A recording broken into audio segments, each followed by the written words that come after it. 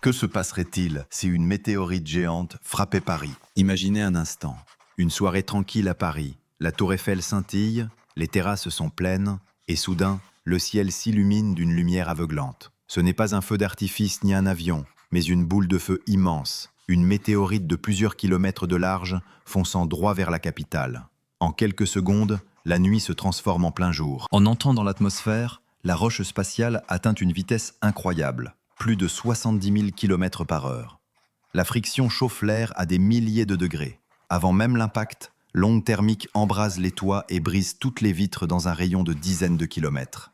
Les Parisiens lèvent les yeux et voient un deuxième soleil se lever, puis tomber. L'impact a lieu au cœur de la ville. L'énergie libérée équivaut à plusieurs millions de bombes nucléaires. La tour Eiffel est vaporisée instantanément. Le Louvre disparaît en poussière et un cratère profond de plusieurs kilomètres engloutit ce qui était autrefois Paris.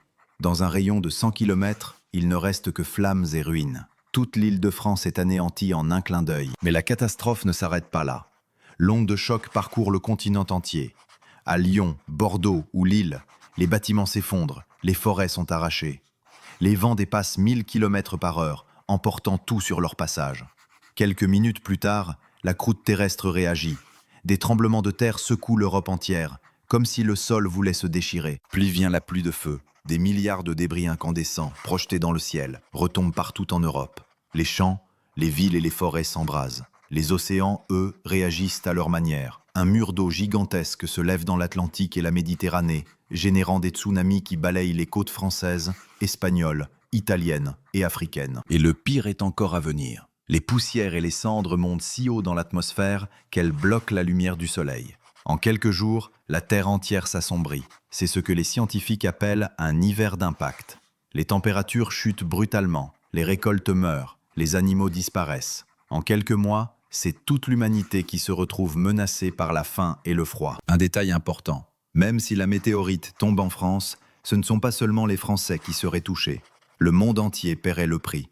Aux États-Unis, en Chine, en Afrique du Sud, personne n'échapperait au voile de poussière qui recouvrirait la planète.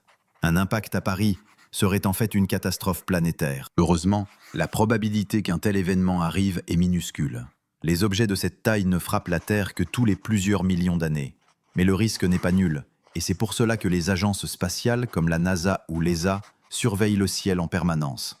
Elles traquent les astéroïdes dangereux et testent déjà des méthodes pour les dévier, comme la mission DART réussie en 2022. Alors la prochaine fois que vous lèverez les yeux vers les étoiles ou que vous admirerez une pluie de météores, souvenez-vous, derrière la beauté du ciel, il existe aussi une menace. Et si un jour une météorite géante visait notre planète, espérons qu'elle ne choisira pas Paris.